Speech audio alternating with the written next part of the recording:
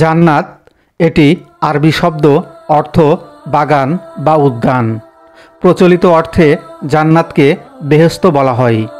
ইসলামের পরিভাষায় পার্থিব জীবনে যেসব মুসলিম আল্লাহর আদেশ নিষেধ মেনে চলবে এবং পরকালীন হিসাবে যার পাপের চেয়ে পুণ্যের পাল্লা ভারী হবে ও আল্লাহর সন্তুষ্টি লাভ করবে, তাদের জন্য মহান আল্লাহ তাআলা যেসব স্বর্গ প্রস্তুত রেখেছেন সেগুলোই জান্নাত।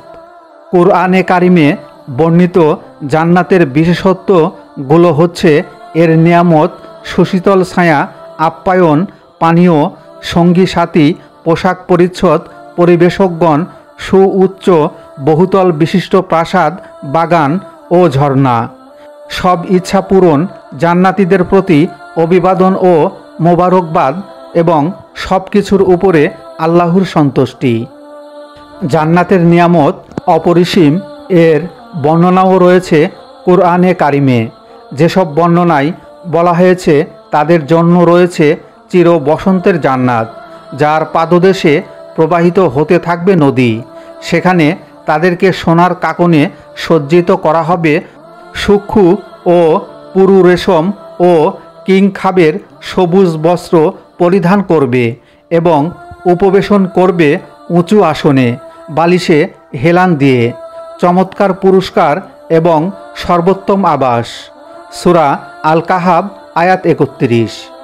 অবশ্য মুত্তাকিদের জন্য সাফল্যের একটি স্থান রয়েছে, বাগ বাগিচা, আঙ্গুর, নবযৌবনা, সমবয়সী তরুণীবৃন্দ এবং উচ্ছ্বসিত পান পাত্র। সেখানে তারা শুনবে না কোনো বাজে ও মিথ্যা কথা। প্রতিদান ও যথেষ্ট পুরস্কার তোমাদের রবের পক্ষ থেকে। সূরা আন-নাবা ৩১-৩৬। কিছু চেহারা সেদিন আলোক উজ্জ্বল হবে, নিজেদের কর্ম সাফল্যে আনন্দিত হবে, উচ্চ মর্যাদার জান্নাতে অবস্থান করবে। সেখানে কোনো বাজে কথা শুনবে না, যেখানে থাকবে বহমান ঝর্ণাধারা। সেখানে উঁচু আসন থাকবে, পান পাত্র সমূহ থাকবে, সারি সারি বালিশ সাজানো থাকবে এবং উৎকৃষ্ট বিছানা পাতা থাকবে। সূরা আল গাশিয়া আয়াত ৮-১৬। আর হে নবী, যারা এ কিতাবের উপর ঈমান আনবে এবং এর বিধান অনুযায়ী নিজেদের কার্যধারা সংশোধন করে নেবে, তাদেরকে এ মর্মে সুখবর দাও যে তাদের জন্য এমন সব বাগান আছে যার নিম্নদেশ দিয়ে প্রবাহিত হবে ঝর্ণাধারা। সেই বাগানের ফল দেখতে দুনিয়ার ফলের মতোই হবে। যখন কোনো ফল তাদের দেওয়া হবে খাবার জন্য, তারা বলে উঠবে, এ ধরনের ফলই ইতপূর্বে দুনিয়ায় আমাদের দেওয়া হতো। তাদের জন্য সেখানে থাকবে পাক পবিত্র স্ত্রীগণ এবং তারা সেখানে থাকবে চিরকাল। সূরা আল বাকারা আয়াত ২৫। যারা তাকওয়ার নীতি অবলম্বন করে তাদের জন্য তাদের রবের কাছে রয়েছে বাগান, তার নিম্নদেশে ঝর্ণাধারা প্রবাহিত হয়।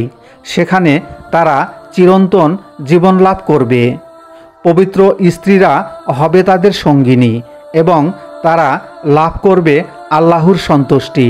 আল্লাহ তার বান্দাদের কর্মনীতির উপর গভীর ও প্রখর দৃষ্টি রাখেন। সূরা আলে ইমরান আয়াত ১৫।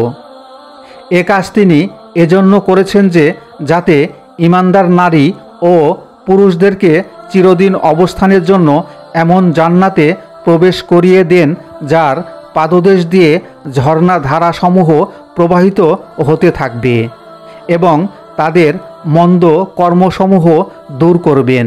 এটা আল্লাহর কাছে বড় সফলতা। সূরা আল ফাত আয়াত ৫। দৌড়াও এবং একে অপরের চেয়ে অগ্রগামী হওয়ার চেষ্টা করো তোমার রবের মাগফিরাতের দিকে এবং সে জান্নাতের দিকে, যার বিস্তৃতি আকাশ ও জমিনের মতো। তা প্রস্তুত রাখা হয়েছে সে লোকদের জন্য যারা আল্লাহ ও তার রাসূলের প্রতি ঈমান এনেছে। এটা আল্লাহর অনুগ্রহ, যাকে ইচ্ছা তিনি তা দান করেন। আল্লাহ বড়ই অনুগ্রহশীল। সূরা আল হাদিদ আয়াত 21। হে নবী, আমি তোমাকে কাউসার দান করেছি, কাজেই তুমি নিজের রবেরই জন্য নামাজ পড়ো ও কুরবানি করো। তোমার দুশমনি শিকড় কাটা। সূরা আল কাউসার আয়াত 1 হতে 3।